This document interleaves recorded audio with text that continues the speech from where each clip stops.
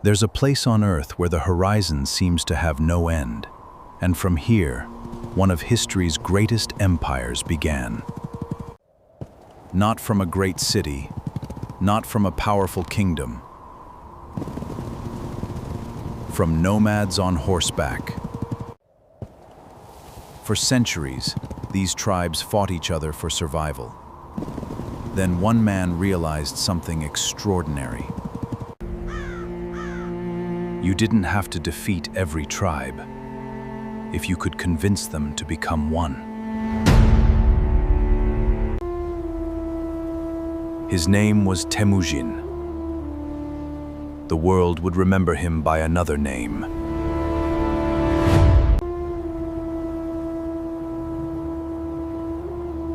Genghis Khan.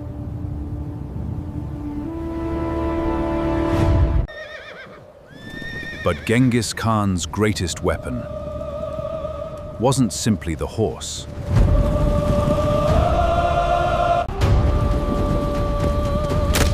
It was organization.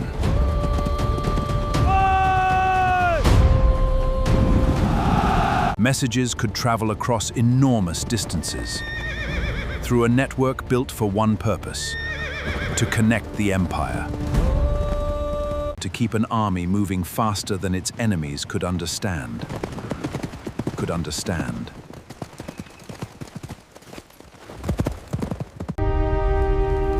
And then the Mongols stopped fighting only for survival.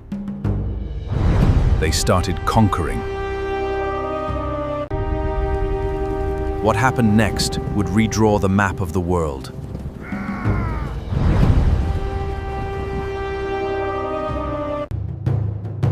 Within decades, Mongol armies had crossed enormous parts of Eurasia.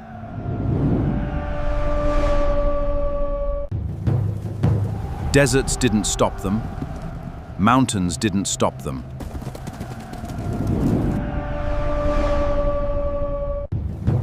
And suddenly, worlds that had been separated by thousands of kilometers were connected.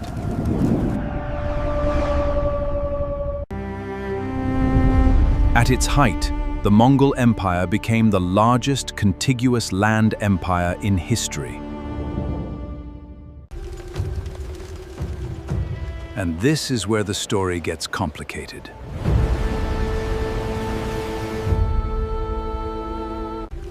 The Mongol conquests brought devastation, but they also created new networks of trade, travel, and exchange.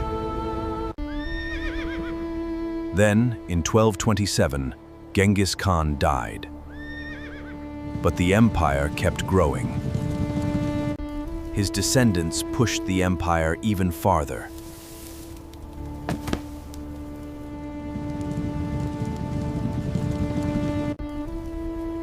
Eventually, however, one enormous empire became several.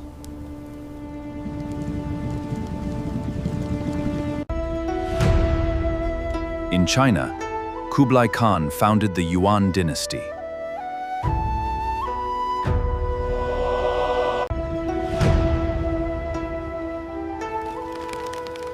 The conquerors had become rulers of civilizations they once saw from horseback.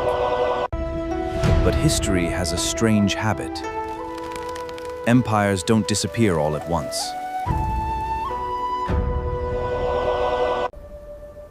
They shrink. They change. And eventually, they become something else. For generations, Mongolia returned to the rhythm of the steppe.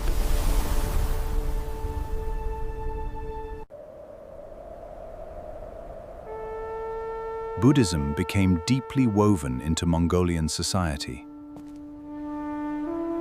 The warrior culture remained, but Mongolia was becoming something very different from the empire of Genghis Khan.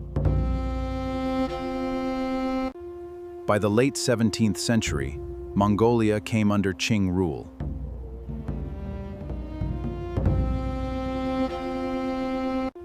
Then, in 1911, the Qing dynasty collapsed, and Mongolia declared independence. But independence didn't mean safety.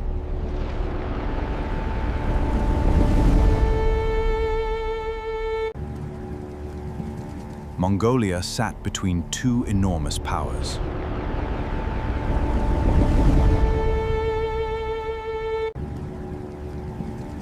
In the years that followed, revolution and foreign influence transformed the country again.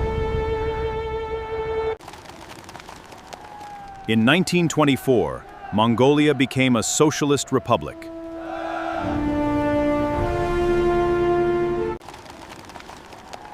For most of the 20th century, Mongolia lived under a socialist system closely tied to the Soviet Union.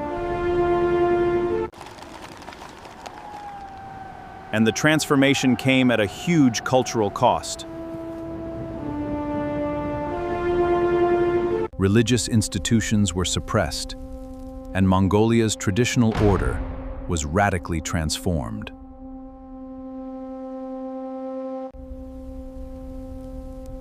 For decades, an entire generation grew up inside a very different Mongolia.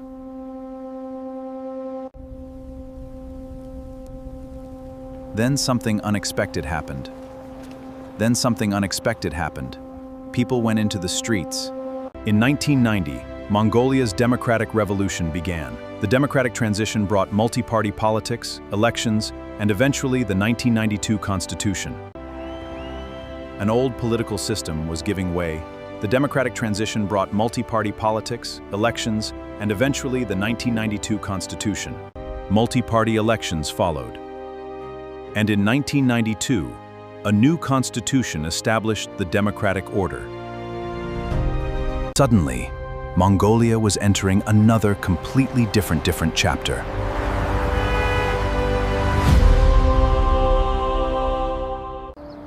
Today, Mongolia is a democratic country of roughly 3.5 million people.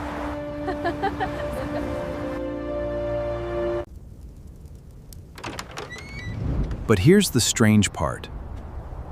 Modern Mongolia still looks ancient in places.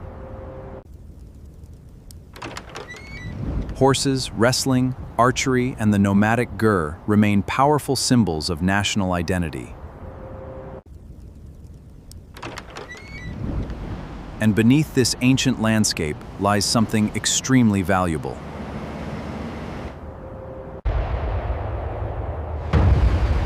Mongolia's mineral wealth has become central to its modern economy. But that creates a problem. Most of the world is very far away. Mongolia has no coastline, and it sits between Russia and China. So Mongolia's future depends on something its ancient rulers understood extremely well. How do you survive when you're surrounded by giants?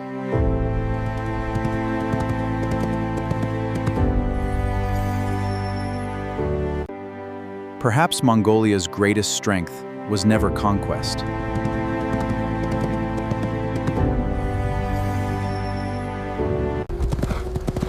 It was adaptation.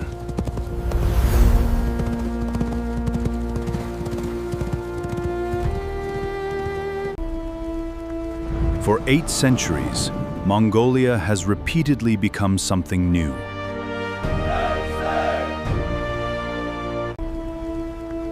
For empire disappeared.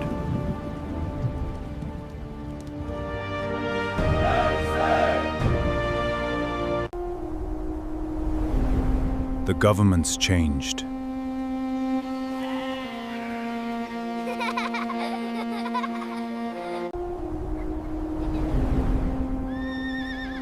But the people and the land remain.